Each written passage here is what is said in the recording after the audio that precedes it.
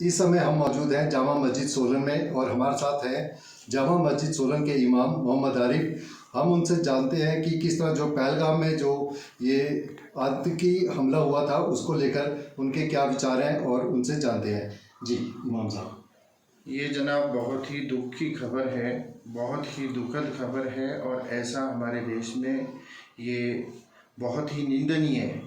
और हम सब सोलन का पूरा मुस्लिम समुदाय, देश का पूरा मुस्लिम समुदाय इसका खंडन करता है और दिल से पूरे देश के साथ हैं। हम आदरणीय प्रधानमंत्री जी से इस बात का निवेदन भी करते हैं कि जो इस आतंकी हमले को करने वाले लोग हैं उनको शरेआम फांसी दी जाए, ताकि पूरा देश और पूरी दुनिया देखे कि भारत कितना ताकतवर है और वहाँ पर इस तरीके की घटनाओं को करना कोई आसान काम नहीं है।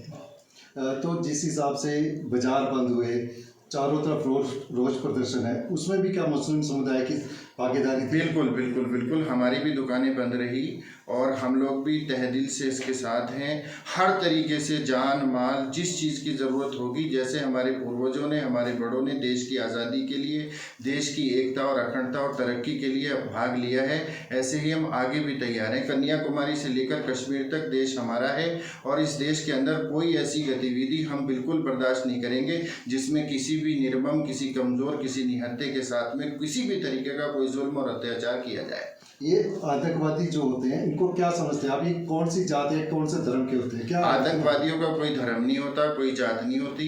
ये बहुत ही कुरान के अंदर आतंकवाद का कड़ी निंदा की गई है। कुरान में आतंकवाद को, जुल्म को, तशद्दुद को, किसी भी तरीके की किसी चीज़ को, इवन ये कि किसी भी तरीके के अत्याचार को बर्दाश्त नहीं किया गया है, बिल्कुल भी। हम इस्लाम आतंकवाद का बिल्कुल सिरे से खंडन करता है। तो क्या चाहते हैं आप कि क्या होना चाहिए अगर ऐसी घटना को देखते हुए? हम ये चाहते हैं कि इंसाफ मिले।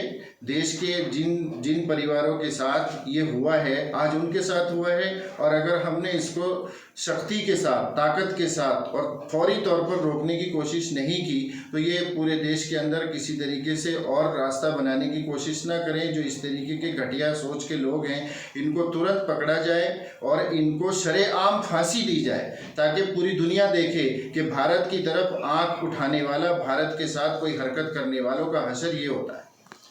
तो ये थे जामा मस्जिद सोलन के इमाम मोहम्मद आरिफ, और इन्होंने जैसे कहा कि मोहम्मदन समुदाय है वो भी पूरा एकजुट है और देश की तरक्की के लिए वो उनके साथ खड़ा है। और यदि कोई इस तरह की अप्रिय घटना या आतंकी हमले होते हैं तो उसका पुरजोर विरोध करता है और मांग करता है कि ऐसे आतंकी लोगों के ऊपर सख्त से सख्त कार्रवाई की जाए।